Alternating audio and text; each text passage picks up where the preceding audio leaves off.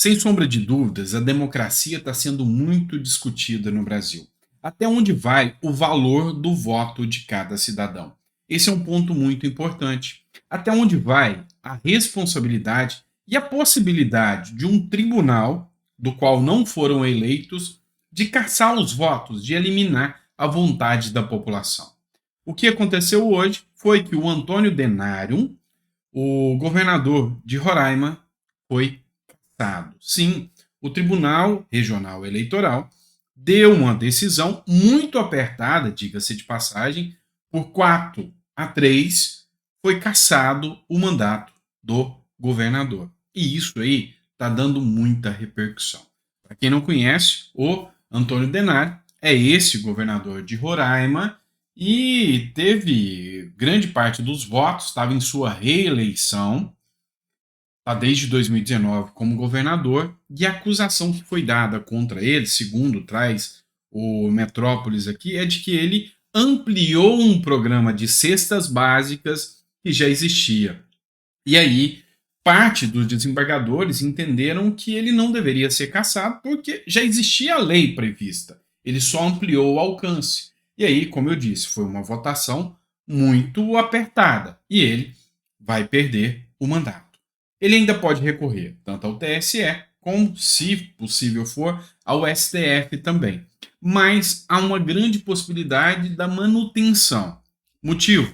Questões jurídicas? Não. A oposição fala que o motivo pode ser isso aqui. Ele é um aliado do Bolsonaro. Conforme essa matéria Brasil de Fato, Justiça caça mandato de governador bolsonarista de Roraima, Antônio Denário. O condenado por destinar mais que o dobro para programa social em 2022, Denário pode se manter no cargo enquanto recorre. Enfim, é isso. O que aconteceu? Já existia um programa, ele ampliou esse programa. Pode dar aso à cassação? Sim, pode dar aso à cassação. O que chama atenção aqui? O fato que governadores de direita têm processos, ou candidatos de direita têm os seus processos acelerados. O caso do Deltan Dallagnol foi um caso emblemático aí que mostrou que a justiça contra a direita ou funciona ou até extrapola os seus limites, caçando assim, sabe, a vontade popular, que é o voto popular. Isso é muito complicado. Outro exemplo que a gente pode citar é esse aqui, ó. A Procuradoria-Geral da República, ela denunciou o Gustavo Gaia no STF por causa de uma fala dele durante um podcast. E aí, o pedido da PGR, gente, pasme, caso o deputado seja condenado a uma pena privativa de liberdade superior a 4 anos, a perda do mandato deverá ser declarada. E aí, a PGR já fez o pedido da perda do mandato. Já fez na denúncia a pedida da perda do mandato do deputado Gustavo Gaia.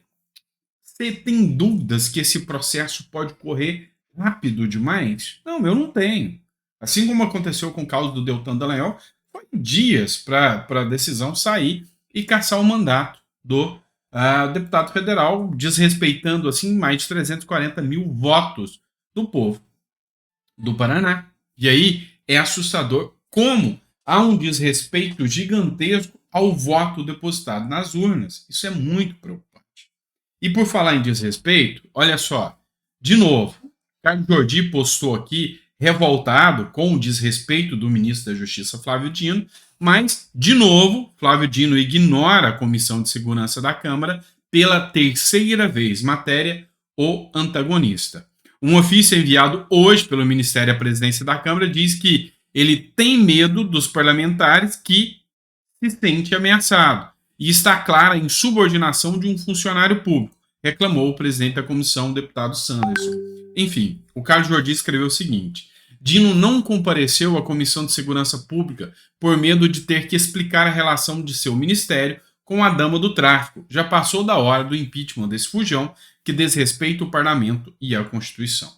Então, para ficar claro para vocês, existe um artigo da Constituição que ele é límpido, que no caso de desrespeito à convocação da Câmara dos Deputados, de uma comissão, é crime de responsabilidade.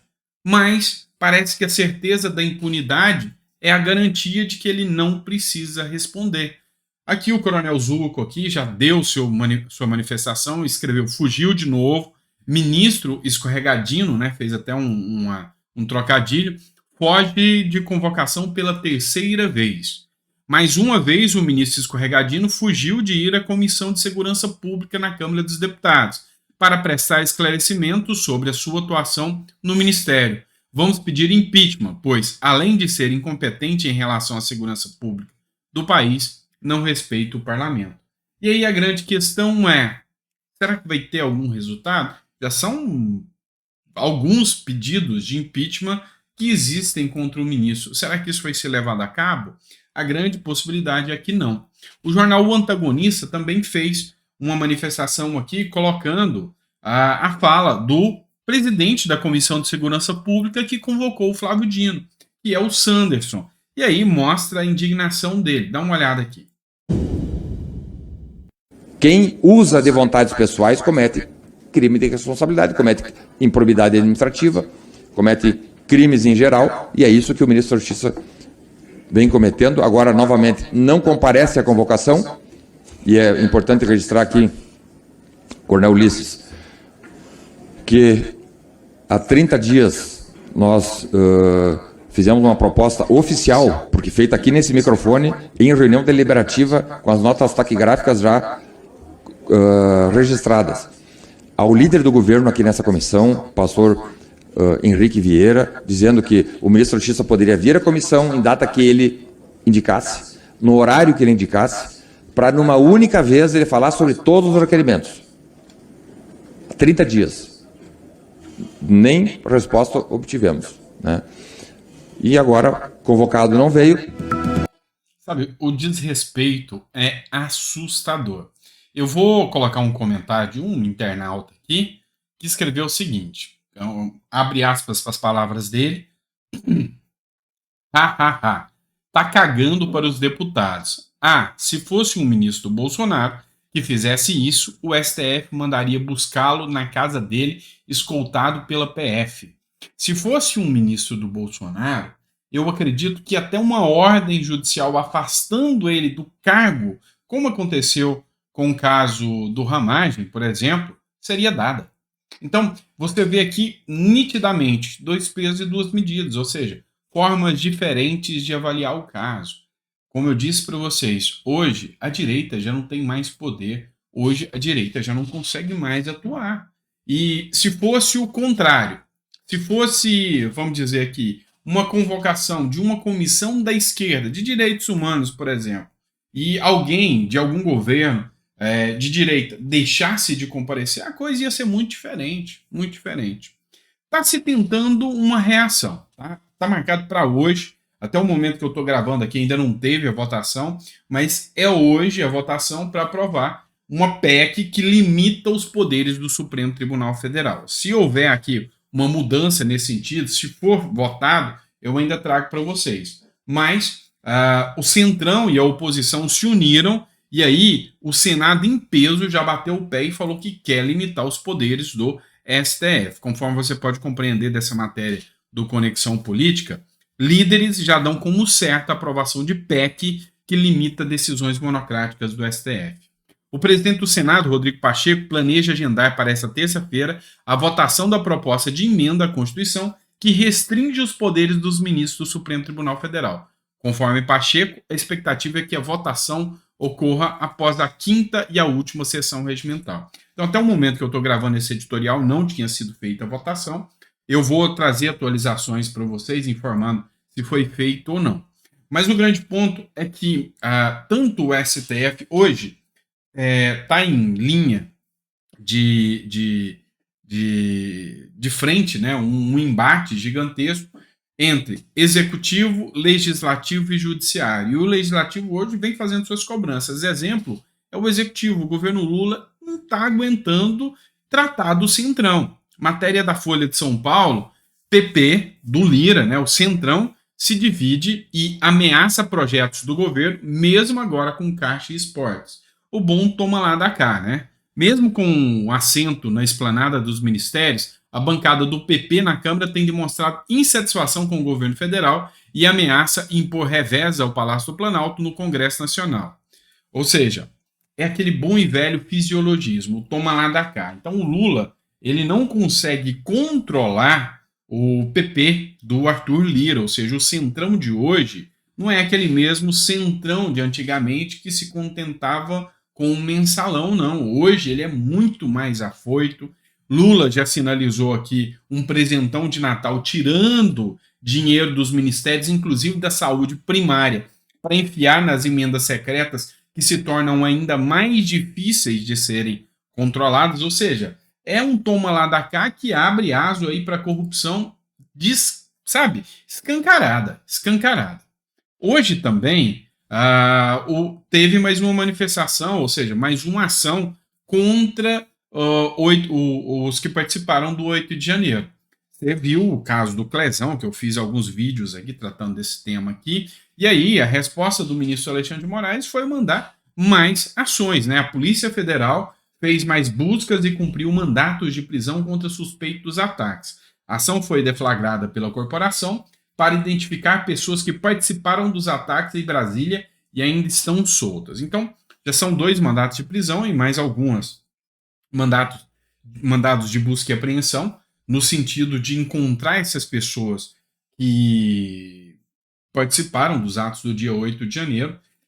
Deu muita repercussão, muito burburinho a questão da morte ontem do Clezão, sabe? E muitos jornais estão levantando o tema, juristas estão jogando a responsabilização sobre o ministro Alexandre de Moraes, enfim, a coisa não está tão tranquila assim, ainda está tendo muita repercussão esse caso com a morte do Clezão. E como resposta, Alexandre de Moraes pareceu não se importar e mais uma demanda hoje contra os presos do 8 de janeiro. E isso ainda vai dar muita repercussão, tá? Podem ter certeza que essa morte do Clezão vai dar muita repercussão, porque esse assunto ainda vai ser muito explorado pela direita, pode ter certeza disso. Falando agora da aprovação do Milei e do Lula, né, o embate entre Lula e Milei, parece que a bomba sobrou para o Alckmin agora, né? Segundo a matéria da Jovem Pan, o Lula não vai comparecer à posse do Milei e vai mandar o vice-presidente, o Alckmin. Segundo a matéria da Jovem Pan, Lula deve enviar Alckmin à posse de Milei na Argentina. O presidente decidiu não comparecer à cerimônia marcada para o dia 10 de dezembro. Então, provavelmente, o Alckmin vai encontrar o Bolsonaro lá. Provavelmente estará lá com o Bolsonaro, que foi convidado pelo Milei. Lula foi ignorado pelo Milei. E aí, esse embate aqui agora, Milei já falou que tem a mínima intenção de conversar com o Lula, fez uma certa afronta ao Lula, ligando para o ex-presidente Bolsonaro, que foi parabenizado, e convidando-o para a posse. Não convidou o Lula, e o Alckmin também parece não ter sido convidado, mas vai comparecer lá mesmo assim, e Lula não vai. Vamos lá, outra matéria que a gente precisa discutir aqui, matéria do Poder 360, e eu já tinha avisado muito para vocês sobre isso aqui. Montamos uma geringonça com a reforma tributária, diz Everaldo Maciel. O Everaldo Maciel, ele é um consultor tributário muito experiente. E aí, ele, que era da Receita Federal, ele deixou muito claro aqui que, sim, a reforma tributária é uma bomba. O ex-secretário da Receita Federal, Everaldo Maciel, de 76 anos, definiu o texto da reforma tributária sobre o consumo, que é a PEC 45, como uma geringonça. O consultor tributário falou sobre o assunto em entrevista ao Poder 360. Em poucas palavras, nós montamos uma geringonça, conseguimos fazer algo que é quase inimaginável. Mesmo nos piores pesadelos, eu não imaginaria isso. A demonstração de que nada é tão ruim que não possa ficar pior.